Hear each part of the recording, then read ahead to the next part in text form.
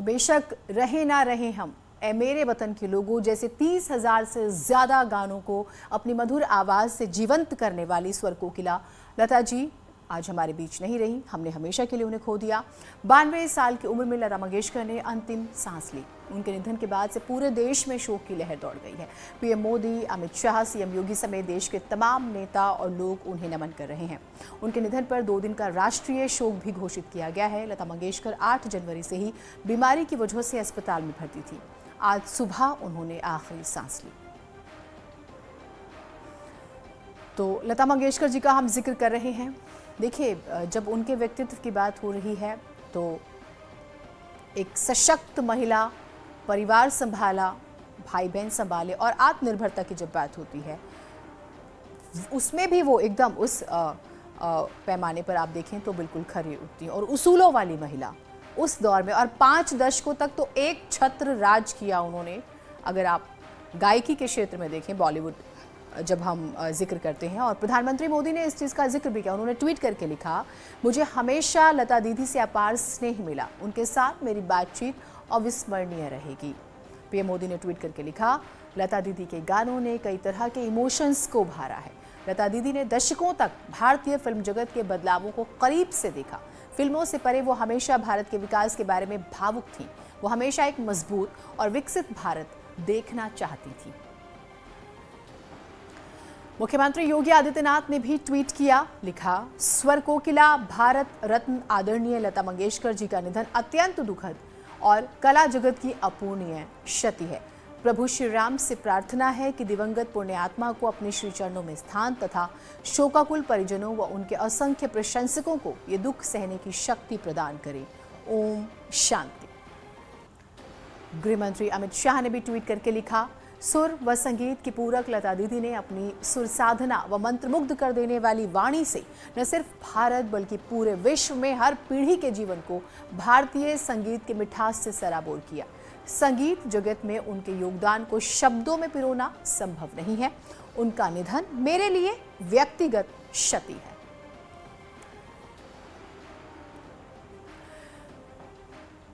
तो पूरे देश में ही शोक की लहर है। हर कोई अपनी भावनाओं के साथ उन्हें याद कर रहा है। ए मेरे वतन के लोगों, जरा आंख में भर लो पानी। स्वर कोकिला, सुर साम्राज्ञी लता जी का निधन ऐसी क्षति है जिसकी भरपाई असंभव है। अनुराग ठाकुर केंद्रीय मंत्री, उनका ट्वीट आपको बता रहे हैं, उनका जाना हर किसी की व्यक्तिगत क्षति है, व्यक्तिगत नुकसान है। निजी तौर पर वो मेरी सबसे पसंदीदा गायिका थी, जिन्होंने उम्र के हर पड़ाव पर अपने गायन से मुझ जैसे अनगिनत लोगों को प्रभावित किया, हमारे अंतर्मन पर अपनी अमिट छाप छोड़ी। लता जी के अंदर की भारतीयता उनके संगीत में झलकती थी। उनके जैसा व्यक्तित्व का अवतरण सदियों में होता है। उनकी आवाज अमर रहेगी हमारे त्योहारों में, हमारे संस्कारों में, हमारे शुभ कार्यों में, हमारी सीमाओं पर, हमारी वंदना में, हमारी आराधना में, भावों की अभिव्यक्ति में, हर जगह सर्वत्र आपकी स्वर से ये देश सदा गुंजायमान रहेगा। लता जी, भावभीनी श्रद्धांजलि। और अखिलेश यादव, उन्होंने भी ट्वीट किया, ए मेरे वतन के लोगों, जरा याद करो स्वरवाणी, भावभीनी श्रद्धांजलि।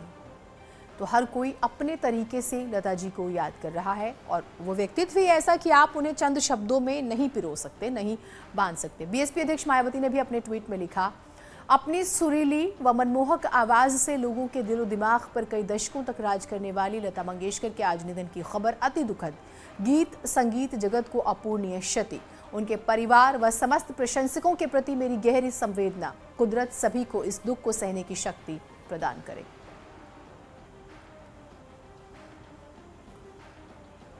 और आरएसएस प्रमुख मोहन भागवत ने भी अपनी भावनाएं व्यक्त की, दुख जाहिर किया। अपनी स्वर वर्षा से भारतीयों के मनों को सिक्त करने वाला, तृप्त करने वाला, शांत करने वाला आनंद घन आज हमने खो दिया। वो अब नहीं बरसेगा। लता दीदी शुचिता और साधना की प्रतिमूर्ति थी। उनकी संगीत साधना के बारे में तो बहुत सारे लोग जानते हैं। इतनी स्वरसिद्ध गायिका होने के बाद भी, विश्वमान्य गायिका होने के बाद भी किसी गीत को गाना है तो उसकी तैयारी और उसका अभ्यास वो उतना ही करती थी जितना, और कभी 13 साल की आयु में गाना शुरू किया तब करती होगी। लेकिन सभी क्षेत्रों में उनकी ये तपस्या है, अपने व्यक्तिगत जीवन में, अपने कौटुंबिक जीवन में, अपने सामाजिक जीवन में और अपनी आजीविका के यानी व्यावसायिक जीवन में सर्वत्र उनका व्यवहार यानी शुचिता और तपस्या का, साधना का आदर्श उदाहरण, अनुकरणीय उदाहरण सबके लिए था।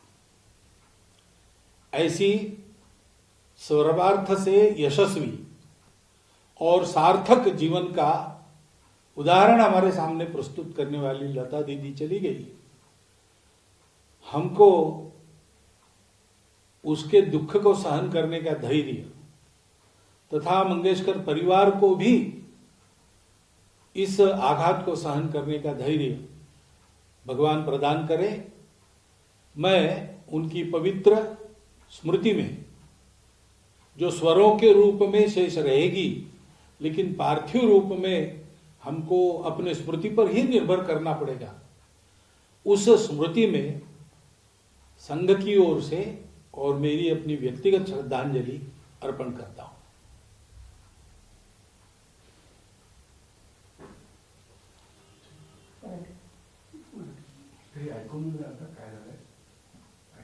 नहीं थांबा धरा।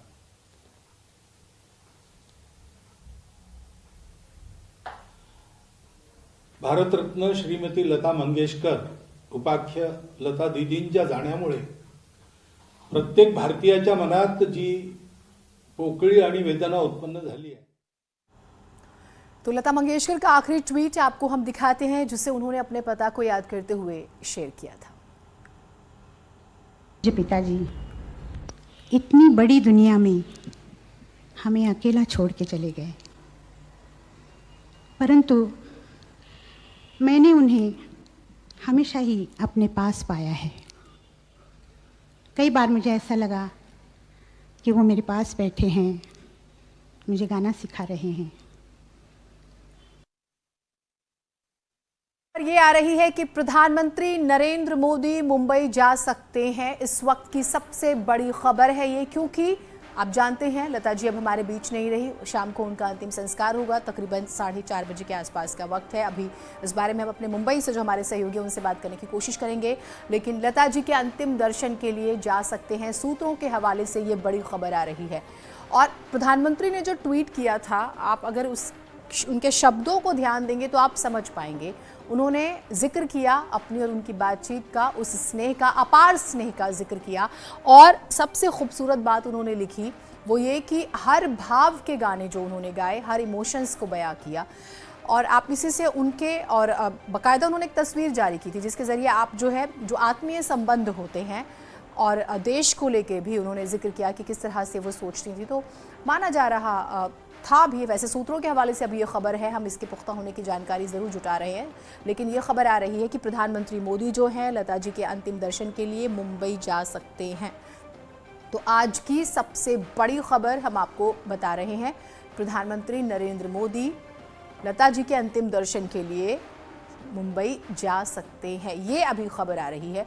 और हम पीएम के ट्वीट का भी जिस तरह से जिक्र कर रहे थे और उन्होंने इसके ज़रिए जो है अपनी संवेदनाएं व्यक्त की थी, ये जो है हम लगातार कोशिश कर रहे हैं कि इस बारे में और जानकारी जो सामने आए वो हम आपको बताएं, लेकिन अभी खबर ये आ रही है कि संभावना है कि प्रधानमंत्री अंतिम दर्शन करने के लिए लता जी के ज़रूर जाएं मुंबई। ये जो जानकारी है वो आ रही है। उनका जाना बेहद दुखद, हर कोई अपने तरीके से जो है लता जी को याद कर रहा है। और हम पीएम मोदी का जिक्र कर रहे हैं क्योंकि आज देखिए राष्ट्रीय शोक 2 दिन का ज़रूर है और हर तरह के जो कार्यक्रम है वो रद्द हुए हैं। शंकर हमारे साथ जुड़े हुए हैं। शंकर, क्या शुरुआती जानकारी है? शुरुआती जानकारी ये मिल रही है कि देश के प्रधानमंत्री नरेंद्र मोदी जी आज मुंबई जा सकते हैं और जिस तरह से उनका अंतिम संस्कार है, आज लता मंगेशकर जी का जो अंतिम संस्कार है और उस कार्यक्रम में हिस्सा लेंगे, उनको श्रद्धांजलि देने के लिए खुद प्रधानमंत्री नरेंद्र मोदी आज मुंबई जा सकते हैं और इस तरह के हमारे इनपुट्स मिल रहे हैं। इसके साथ ही जिस तरह से जो 2 दिन का एक जो शोक है वो घोषित किया जा चुका है और जिस तरह से इस मामले में कुछ और भी जानकारी मिल रही है कि अगर बात करें बीजेपी की, अगर बात करें तो जिस तरह से बीजेपी का जो एक चुनावी समय चल रहा है, और आज केंद्रीय गृह मंत्री अमित शाह जो है आज लखनऊ में बीजेपी का जो एक चुनावी घोषणा पत्र आज वो भी जारी करने वाले थे, उसको भी रद्द कर दिया गया है। तो एक तरह से कह सकते हैं कि भारत के लिए और भारत की एक बहुत बड़ी हस्ती रही है लता मंगेशकर, उसी को ध्यान में रखते हुए बीजेपी कई जो है आज वो रद्द कर रहा है। तो दूसरी तरफ देखा जाए तो जिस तरह से भारत रत्न से सम्मानित थी और देश ने पूरे कई विदेशों में इनकी चर्चा होती थी, स्वर कोकिला लता मंगेशकर की, तो इसी बात के मद्देनजर तमाम जो कार्यक्रम में उसमें बदलाव देखने को मिल रहा है। चाहे उत्तर प्रदेश की बात करें या महाराष्ट्र की बात करें, राजधानी दिल्ली की बात करें, तो कई कार्यक्रम को रद्द किया जा रहा है। और जिस तरह से प्रधानमंत्री शंकर, हम इस चीज को समझ सकते हैं, जिस आत्मीय संबंध, अपार स्नेह की बात हो रही है, प्रधानमंत्री जैसे ही ये जानकारी जब सामने आई तो प्रधानमंत्री ने लगातार 3 ट्वीट किए हैं। कई बार ऐसा होता है कि हमें अपनी भावना को व्यक्त करने के लिए हम अपनी बातें करते जाते हैं, वो फिर भी पूरी नहीं होती। वो मुझे इन 3 ट्वीट्स में नजर आ रही है प्रधानमंत्री के, जो बैक टू बैक उन्होंने किए, और वो अपने एक आत्मीय रिश्ते का, अपार स्नेह का जिक्र करते हैं। निश्चित तौर पे देखिए, जिस तरह से पिछले कुछ दिनों से लता जी की जो तबीयत खराब हुई थी, उसके बाद बीजेपी की तरफ से भी और देश के कई बड़े नेता लगातार मुंबई स्थित अस्पताल में जा रहे थे, बाकायदा उनकी तबीयत का हालचाल भी ले रहे थे। अब तकरीबन 92 साल की जी लता मंगेशकर जो है, किस तरह से बाकायदा ब्रिज कैंडी अस्पताल में उनका जो इलाज चल रहा था, तो उसकी पल पल की जानकारी ली जा रही थी। लेकिन आज सुबह में तकरीबन, मैं आपके पास आती हूँ, डिप्टी सीएम केशव प्रसाद मौर्य को सुनते हैं वो क्या कह रहे हैं। दुखद समाचार प्राप्त हुआ जब भारत रत्न लता मंगेशकर जी का निधन, ऐसा समाचार सुनने को मिला। कल ऐसा समाचार था कि उनके स्वास्थ्य में कुछ सुधार हो रहा है, लेकिन आज का यह जो दुखद समाचार आया, इससे पूरे प्रदेशवासी, पूरे देशवासी दुखी हैं। लता जी का जाना समाज जीवन की बहुत बड़ी क्षति है। उन्होंने चाहे भक्ति के गीत हों, चाहे फिल्मी गीत हों, चाहे राष्ट्रभक्ति से जुड़े हुए गीत हों, मेरे कानों में स्वयं ही नहीं अनेक, चाहे वह सेना के जवान हों और चाहे देशभक्त जनता है, कि ऐ मेरे वतन के लोगों जरा याद करो कुर्बानी, जो ऐ मेरे वतन के लोगों जरा आंख में भर लो पानी, जो शहीद हुए हैं उनकी जरा याद करो कुर्बानी। ऐसे अनेक स्वर जो अनंत काल तक, जब तक मैं समझता हूँ यह धरा रहेगी, यह शब्द, यह गीत, यह स्वर गूंजते रहेंगे। आज उनके निधन पर विनम्र श्रद्धांजलि अर्पित करता हूँ और भगवान से प्रार्थना करता हूं कि उन्हें अपने श्री चरणों में स्थान दें, और भारत की जनता, उत्तर प्रदेश की जनता लता जी को सदा बहुत आदर और सम्मान के साथ याद करती रहेगी। धन्यवाद। तो डिप्टी सीएम केशव प्रसाद मौर्य जी को आपने सुना। सभी याद करें, और हम सब लता जी के गाने सुनकर ही बड़े हुए हैं। मैं हूं चाहे आप हूं, हर कोई अपने तरीके से उन्हें याद कर रहा है। एक छोटा सा ब्रेक ले रहे हैं, कहीं मत जाइएगा।